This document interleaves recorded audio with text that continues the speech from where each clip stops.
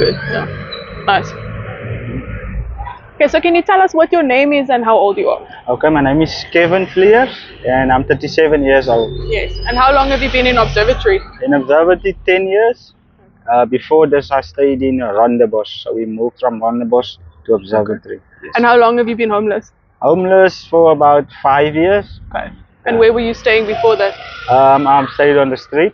I'm staying at the Rainbow House at the moment. Okay. Okay, this is the house here by the station. Yes, that double story. Yes, where all the homeless people are staying. Oh, so people are staying in Rainbow House. Yes. What is that, like a kind of shelter, or what is As that? a kind of shelter, yeah. Yes. It was bought for all the homeless people, but at the moment I think they're busy trying to relocate us to another different place. Yes. And how does one qualify to get into Rainbow House? You don't need to do anything. You just have to go there. Yeah. And do you have to pay money, like? At that house we all try to put money together to buy electricity and water and stuff like that. Yeah. Okay, you don't have to pay rent or anything like. No Oh, that's rent, amazing. Do you know who owns it and who runs it? Is it the? I'm not sure what the owner's name, but they're not from South Africa. I think they're from overseas. So it's a kind of charity organization. Charity. It's not the city of Cape Town. It's not the municipality. No, interesting. Okay. And what is it like living there? It's okay now, yeah. It's okay. It's much better, yeah. It's better to stay there than to sleep on the street.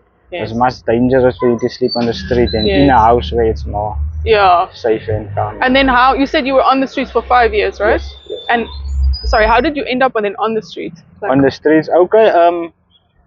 I'm doing drugs, so obviously that's what drove me away from home and from my family. And I lost my job, so I don't have a work. I'm looking for work right now, so that's why I'm on the streets at the moment. Yeah. And what work did you do? I was a driver.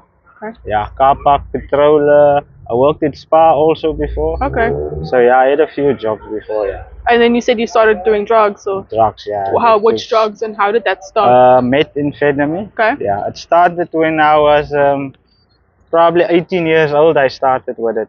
Just when I finished at school, yeah. So. Yeah. And how did you get into that drug? With my brother actually. Okay. I started first, yeah, and from that it just spiraled out of control, and yes. I'm here today. Yes. And where did you when you was that age? Where were you? Where did you live? I still lived at home, yeah, at that time, yeah. In which area? In Observatory. We just stay on that side near Snowflake.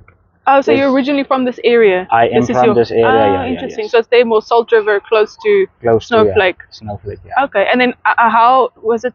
So your brother was also on the on right? it, yeah. Okay. He actually right now he's stopped, he's finished, but I'm just the only one that's still struggling to get over it. Okay, so you're still on it? Yeah, I'm trying to get to a rehabilitation program, so I can get into it, but it's difficult for me, man. I don't have a phone, and it's very difficult if you don't have the how can I say, the information and stuff to get to all of that. Yeah. Are there any programs that are being offered for there is a few here, that I know of in Observatory that you do, but it's stuff that you have to go to daily. It's not an in-house where you have to stay for maybe 6 months or like that. So you're looking for that kind of thing? I'm looking for something like that where I can go for 6 months or a year. Yeah, now I'm clean. I'm getting cleaned. Yeah. And then how often do you take tic? Every day. Okay. Is it like something that has to happen often, or how does that work? It's when you get up in the morning, you don't feel the same, and your system just craves for it, and then you come out the street, look for food, and that's how you hustle. Yeah. And do you have family in the area that can help, or not really? Only my dad stays here. That's the only, and my brother, yeah. And they can't help, or? Obviously they won't give me money because they know I'm doing drugs and that, but food and that they'll provide me with that.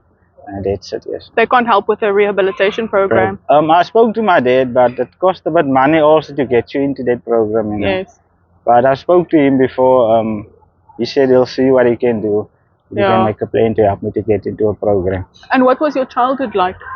Oh, I had a very good childhood. Honestly, it was a nice childhood. I had both parents together, you know. I didn't have any problems, honestly. Actually, I feel ashamed, man. For me, I had everything and I just threw it away, and I'm doing something that's wrong. And why do you think you got into the? If your childhood was so good, why? How do you think you ended up then with the, the drugs and all that? To be honest, I can't tell you why the first time. Why did I take that pipe Yeah. and smoke it? I suppose it's just curiosity or boredom or whatever, Yeah. right? Yeah. Yeah, that was it. Yeah. And was it common that your peers and the people around you also smoked Yeah. that? Was it quite common? It was common at that time. Okay. Yeah. A lot of people did it. Yeah. Yeah. And what would you like people to know about living on the streets? What is it like? It's very hard on the street. Very, very, very hard. It's difficult, And I'm just praying and asking for people, that has just to give for the people, the homeless people, man. If we have a lot, try to help the homeless people, Sometimes we don't ask to be here. And we're not here to hurt people. Understand? We're just here to look after ourselves and provide for ourselves. Yeah. I think people are a little bit scared because they always get, marked and stuff, and then no one knows who to trust. South Africa is so like untrust. It's quite dodgy on the streets. Yeah. And what else? What else have you seen on the streets happen? What is like? Yeah, there's a lot of stuff happening on the streets. Yeah, it's very dangerous. Yeah. To sleep on the streets is very. They rob you. They take your stuff, your blankets and your stuff. So it's best you get a place where you're inside a house with some other people that can protect you. Yeah. Okay. And do you have friends on the streets here in Obs? Yeah, I do. Yeah. Are you friends Over the years, I made a lot of friends. Yeah. And what are the people in Obs like? Are they help?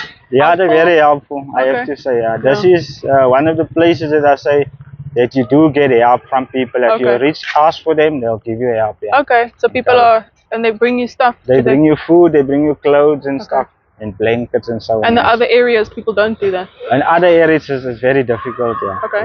You're suffering. Yeah. I see there's also like a soup kitchen here that gives food, right? There's a soup kitchen on Wednesdays. Yes. On Tuesdays we get some stuff here, and then on Thursdays there's also. Okay. Yeah. And then how do you eat the rest of the time?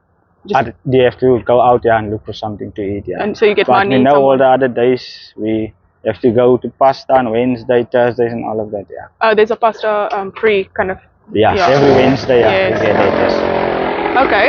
And anything else you would like to tell people? Any jobs people can? How can people help you specifically? Right now I'm just struggling to get my CV.